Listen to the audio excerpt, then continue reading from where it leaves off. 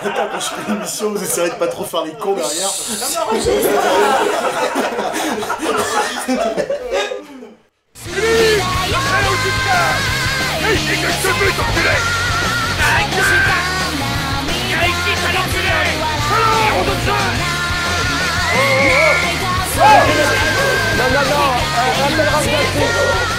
Salut les piou-piou! Salut! Alors aujourd'hui, on fait un spécial Mac dans l'espace avec les gardiens de la galaxie. Attends, j'ai ce qu'il faut pour les présenter. Ah oui, mais non, c'est pas celle-là, hein, c'est pas cette version-là, hein, c'est plutôt le côté vintage. Hein. Oh merde, je suis déçu là. On enchaînera avec quelques produits dérivés du film Le Trou Noir. C'est très étonnant tout ce qu'on peut trouver dans un trou noir. Hein. Et on finira avec un jouet superbe des années 70. Allez hop, première séquence.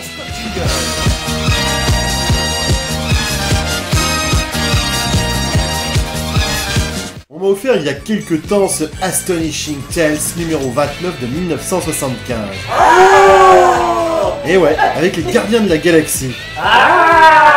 J'ai mis quelques temps avant de comprendre que c'était une réédition de l'épisode original publié en janvier 1969 dans The Marvel Super Heroes numéro 18. Tu comprends vite, en fait, il faut qu'on t'explique longtemps quoi. Ouais, ça va, hein. En fouillant un peu, je me suis rendu compte que les Gardiens de la Galaxie sont une version futuriste du film de 1967 appelé Les 12 Salopards. Ah bon? Et ouais, c'est Arnold Drake et Jen Collan qui en sont à l'origine. Et ça parle de quoi? Au 31e siècle, 3 extraterrestres, chacun étant le dernier représentant de sa race, s'associent à un explorateur humain, le Major Vance Astro, pour lutter contre des reptiles de la confrérie des Badoom. Badoomba! Alors déjà, je ne trouve pas que ce type engoncé dans une enveloppe de cuivre laminée a une gueule d'humain. J'aurais plutôt parié sur cette grosse barrique là. Mais non, ce type est de Jupiter et il s'appelle Charlie 27. Le gars en cristal, c'est Martinex, un petit gars originaire de Pluton. Et ouais, ils sont comme ça sur Pluton. Bah t'es sûr là? Bah ouais, c'est ce qui est écrit dans la Wikipédia. Et l'autre punk là, c'est qui? Qui ça, lui? Ouais, lui. C'est Yondu, le guerrier primitif de Beta 4 du Centaure. Ça existe pas comme étoile. Non, tu le sais. Ah, c'est pas écrit sur Wikipédia. Bon alors tout de suite, parlons du travail de Jen Collan.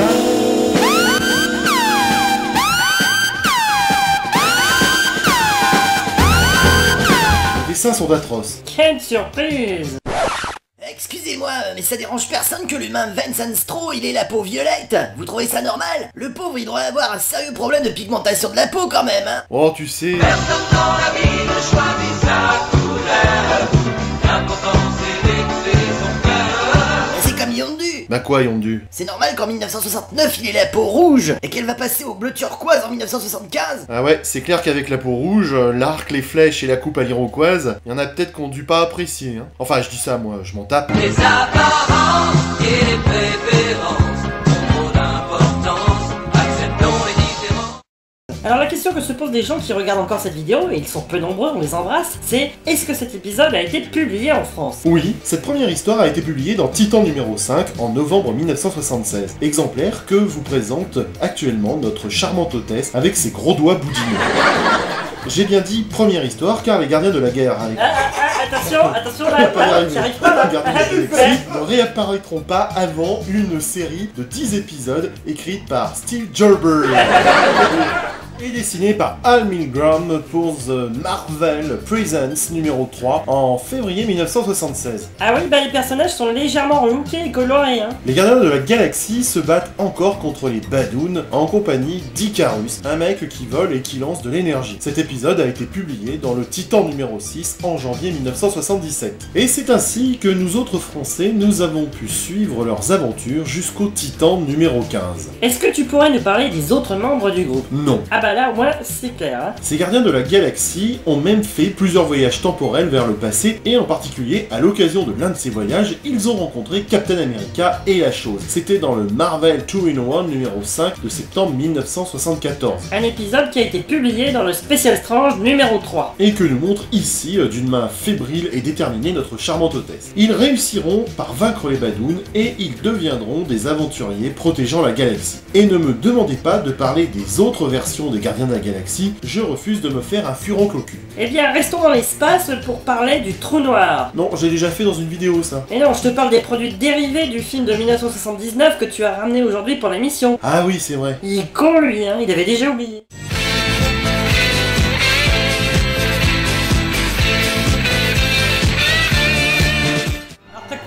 cru là. D'abord, ce livre-disque publié en 1979. C'est un ensemble comprenant un livre de 24 pages en couleur, avec l'histoire et les photos du film. Ah bah c'est très joli. Et un disque 45 tours où le texte du livre est récité par le regretté Jean Topard. Bah c'est qui lui? C'est la voix mythique que l'on entendait à la fin de tous les dessins animés à l'époque, genre les Cités d'Or. Il disait « Au revoir et à bientôt ». C'est assez bien conservé hein, pour l'époque. Ah bah oui, hein, je les ai bien protégés, hein, qu'est-ce que tu crois? Et sinon, tu as quoi d'autre, ma gueule? Eh bien, j'ai le livre animé en relief du film, lui aussi datant de 1979. Oh, qu'il est joli. C'est vachement bien chiadé et plaisant à utiliser. On sent que les gars se sont appliqués pour faire ce bel ouvrage. Sur 12 pages, on a environ 10 scènes animées. Ah oui, ah c'est bon comme ça. Oui. Et devinez qui va apparaître bientôt? Non, y a pas à dire, hein, c'est bien joli et collector pour les nostalgiques. Hein. Surtout pour ceux qui ont aimé le film.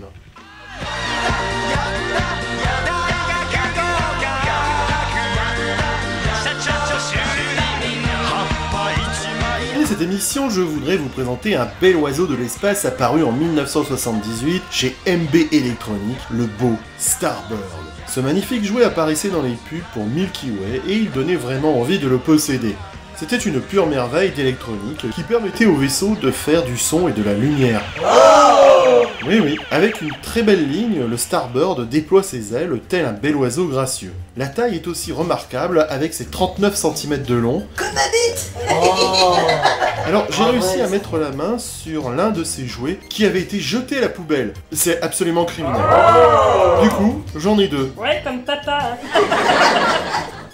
Il manque pas mal de stickers sur la carlingue et j'ignore où ils ont bien pu passer, mais il est évident que le Starbird était très coloré une fois tous les stickers posés. Sur les ailes, on pouvait détacher deux petits vaisseaux pour les envoyer en mission de reconnaissance. Ouais, et surtout les perdre facilement. Ouais, ça c'est vrai. De même, j'ai perdu le petit canon sur sa tourelle amovible qui avait un je ne sais quoi de ressemblant avec l'étoile noire. Vous voyez sur cette photo là que j'ai réussi à retrouver. Ah ouais, c'est marrant ça. À la poupe du vaisseau, il y avait un gros réacteur de compète. On pouvait d'ailleurs l'enlever pour l'enfiler à l'avant de l'engin. Tiens, je viens de me rendre compte que j'ai perdu l'un des petits réacteurs. C'est chiant, ça me contrarie. Et tu veux en parler? Non, ça va. Du côté son et lumière, c'était trop la classe. Quand on pressait l'interrupteur situé sur l'avant de l'engin, le son jaillissait des réacteurs. Et ce son variait selon l'inclinaison du vaisseau. Vous voyez? Là, c'est par le haut. Et là, c'est quand on allait vers le bas. D'une simple pression sur un bouton situé à l'arrière du cockpit, on faisait cracher des lasers à l'avant. C'est toute une époque riche en émotions, où la science-fiction avait une conception bien particulière des vaisseaux de l'espace. Ça le faisait quand même. Ouais, c'est des beaux joujoux. Bien, il est temps de rendre l'antenne, j'espère que ces petites trouvailles vous ont plu ou ont réveillé chez certains des souvenirs émus. N'hésitez pas à me faire part de vos souvenirs dans les commentaires et on se retrouve très prochainement pour un nouveau mag, toujours aussi nostalgique que bordélique, car vous le savez, ça c'est ma marque de fabrique. Salut les piou-piou! Salut.